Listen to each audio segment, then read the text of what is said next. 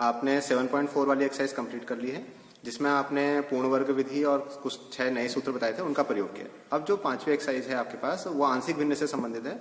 आपको बता दिया गया है कि किस तरह से आंशिक भिन्न हम हल करते हैं, उसके बाद उनका समाकलन करना पड़ता है। आपकी 7.5 एक्सरसाइज के मैंने 2 प्रश्न लिए हैं, आप देखिए इनको किस तरह से हल करेंगे। तो ऊपर लिखा है क्वेश्चन में कि आप इनका समाकलन करिए। तो मुझे कैसे पता चलेगा ये आंशिक भिन्न का समाकलन है? ये परिमेय फलन होना चाहिए। परिमेय फलन ऐसे होते हैं कि ऊपर अंश में भी एक बहुपद हो और नीचे हर में भी एक बहुपद हो। और दूसरी बात, जो हर में बहुपद हो उसके गुणनखंड हो। तो बड़ा आसान है, बहुपद तो है और गुणनखंड भी करे हुए हैं, और मैं कंफर्म हो गया कि ये आंशिक भिन्न वाली प्रश्नावली है। तो किस तरह से करते हैं देखिए, जिसका हमें समाकलन करना है, मुझे पता है ये आंशिक भिन्न वाली एक्सरसाइज है, तो सबसे पहले हम इसका समाकलन पार्शियल फ्रैक्शन ही करेंगे, आंशिक भिन्न करेंगे। किस तरह से करते हैं? गुणनखंड करे हुए हैं, और तीनों ही गुणनखंड कैसे हैं? एक घाती हैं। जब एक घाती गुणनखंड होते हैं तो उनके अंश में केवल एक अचर राशि लिखी जाती है। तो क्रम से लिख दीजिए, पहले वाला गुणनखंड के साथ ए लिख दिया, दूसरे वाले के साथ बी लिख देता हूँ, और तीसरे वाले के साथ सी लिख देता हूँ। और इसके बाद क्या कर लेते हैं? लॉसअप ले लेते हैं। इसका अगर मैंने लॉसअप लिया, तीनों अलग अलग पद हैं, तो तीनों को गुणा के रूप में लिख दिया। फिर आप समझिए, इसके पास x-1 है तो वो नहीं आएगा, तो a के साथ क्या जाएगा? x-2 और x-3। ऐसी b के साथ क्या आ जाएंगे? उसके बाद x-2 है तो उसके आ जाएंगे x-1 एंड x-3। और c के पास क्या है? x-3 है तो उसके बाद जाएंगे x-1 और x-2। लेफ्ट में सेम ऐसे ही उतरेगा। तो आप देखिए, इसके हर में और लेफ्ट वाले के हर में दोनों सेम पद हैं, कट जाएंगे। क्या बच जाएगा? 3x-1, और ये है a x-2 x-3 plus b x-1 x-3 plus c x-1 x-2। अब हमारा मेन काम क्या है? एबीसी के मान निकालना। तो एबीसी के मान निकालने के लिए एक आसान तरीका किस तरह से, अगर इसके पास गुणनखंड है, क्या क्या गुणनखंड थे इसके पास? आप देखिए, कहीं x-2 दिख रहा है, कहीं x-3, तो देखिए ये जो गुणनखंड है ये 0 कब हो जाता है? तो इसको देख के क्या लग रहा है कि 0 कब हो जाएगा? x बराबर 2 रखने पर। तो एक बार तो मैंने क्या रखवा दिया? 2। केवल इसी में नहीं रखेंगे पूरे उसमें, पूरी समीकरण में x बराबर 2 रखने पर। जहां जहां x है उसकी जगह 2 रखेंगे तो ये बन जाएगा 6 1, और यहाँ 2 रखेंगे तो 0 हो जाएगा, यहाँ 2 रखेंगे तो यहाँ कुछ आएगा। तो b लिखता हूँ, 2 लिखा तो 2 ऋण 1 और 2 ऋण 3, और उस वाले में यहाँ कुछ आएगा लेकिन यहाँ 0 हो जाएगा, इसलिए b का मान आ जाएगा। आप इसको हल करिए, ये 1 हो गया, ये ऋण 1 हो गया, और ये 5 हो गया। इसको हल करेंगे, ऋण b हो गया बराबर 5, तो b का मान आ गया ऋण 5। इसी तरह से दूसरा पद क्या है? कोई भी क्रम से लिख दीजिए आप। मैंने 2 रखा, अब आप 3 रख लीजिए। 3 फिर वही पूरी समीकरण में रखेंगे, पूरी समीकरण में रखेंगे तो ये 9 ऋण 1 हो जाएगा। यहाँ 3 रखेंगे तो ये 0 हो जाएगा, यहाँ रख के देख लीजिएगा।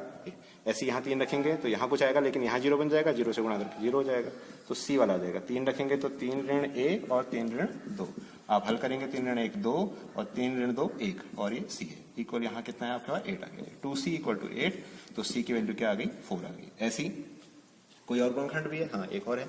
तो इसलिए आप क्या रखा देते हैं? x बराबर 1, पुट x बराबर 1। x बराबर 1 फिर पूरी समीकरण में रखिए, तो ये बनेगा 3 ऋण 1, x बराबर 1 रखने पर पहला वाला रिजल्ट आएगा 1 - 2 और 1 - 3। और आप देखिए, दूसरे में रखने पर भी 0 आ जाएगा और यहाँ भी रखने पर 0 है, इसलिए नहीं लिख रहा हूँ बाकी पर।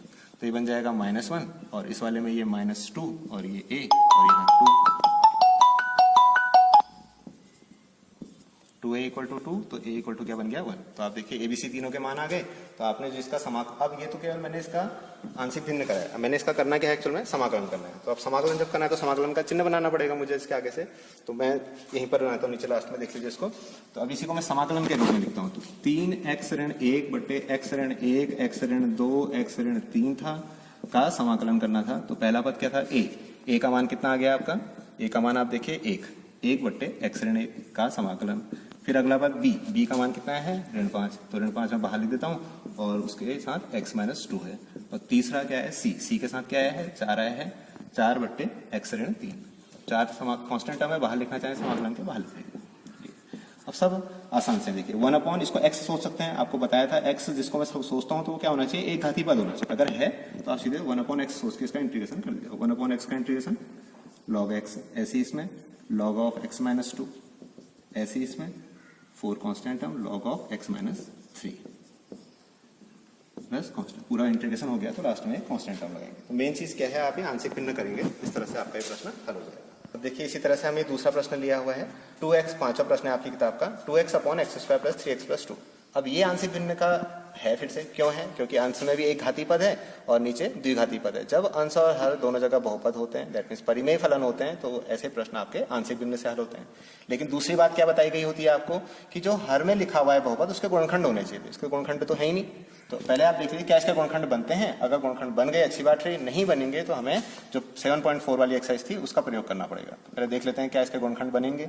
X square plus 3x plus 2, तो आपने 9th से ही या उससे पहले से ही गुणनखंड करने सीखे हैं। किस तरह से करते हैं कि गुणा करके 2 लाना है और जोड़ करके 3 लाना है। तो आप समझिए इसके गुणनखंड कैसे होता है। मैं डायरेक्ट लिख देता हूँ।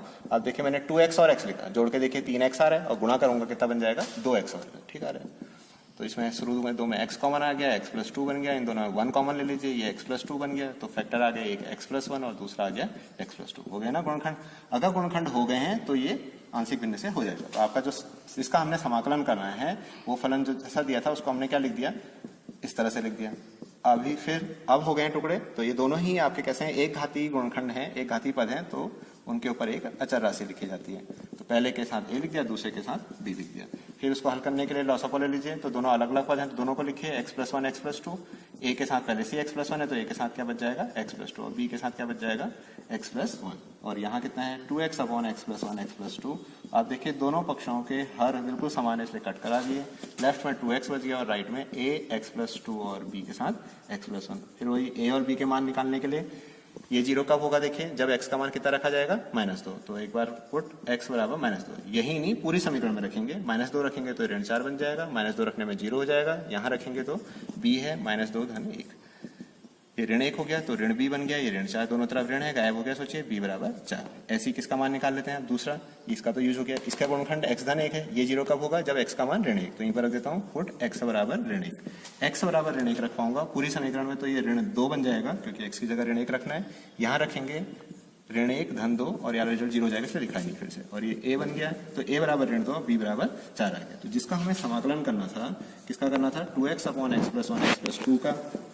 उससे भी पहले क्या था ये, उससे पहले वो था 2x upon x square plus 3x plus 2। उसके बाद मैंने समझाया कि गुणनखंड हो जाएंगे तो हम इसको आंशिक भिन्न से करेंगे। तो हमारे गुणनखंड हो गए इसलिए हमने आंशिक भिन्न का प्रयोग किया। आंशिक भिन्न का प्रयोग करने के बाद क्या बन गया था, a का मान आ गया था कितना ऋण 2 और उसके हर में कितना लिखा था मैंने x धन 1, और b का मान आ गया था 4, उसके हर में कितना लिखा था x धन 2। यहाँ तक आप a और b के मान बिल्कुल सही लिखे। अब हमने इसका समाकलन करना है तो समाकलन का चिन्ह बना लेते हैं और हमारा क्या बन चुका है ऋण 2 बट्टे x प्लस 1 dx और दूसरा पद धन में है 4 बट्टे x धन 2 dx। जब आप इसका समाकलन करेंगे ऋण 2 कांस्टेंट टर्म और इसको फिर से आप x सोच सकते हैं तो इसका integration log of x plus 1 हो गया, प्लस इसमें 4 कांस्टेंट टर्म, इसको भी x सोच सकते हैं क्योंकि एक घातीय पद है तो ये क्या जाएगा 1 अपॉन x। 1 अपॉन x का इंटीग्रेशन आपको याद हो गया log x और पूरा इंटीग्रेशन करने का एक कांस्टेंट टर्म। ज़्यादा मर्ज करने की जरूरत नहीं है, आप खाली इंटीग्रेशन कर लीजिए, आपके इस तरह से प्रश्न हल हो जाएंगे। तो स्टार्टिंग के प्रश्न आप देखिए आंशिक भिन्न आपके समझ में अगर आ गई है कि क्यों प्रश्न आंशिक भिन्न का है। आंशिक भिन्न का प्रश्न कब होगा जब फलन परिमेय रूप में होगा। परिमेय फलन कब होता है जब अंश और हर में बहुपद होते हैं। बहुपद आपके समझ में आते हैं जब ऐसा आएगा, हर में आप गुणनखंड करेंगे। गुणनखंड नहीं होंगे तो आपकी 7.4 वाली एक्सरसाइज का यूज होगा और अगर गुणनखंड हो रहे हैं तो आपकी आंशिक भिन्न जो कि आपकी 7.5 वाली एक्सरसाइज है उसका प्रयोग होगा। उम्मीद है आपको समझ में आ गया होगा।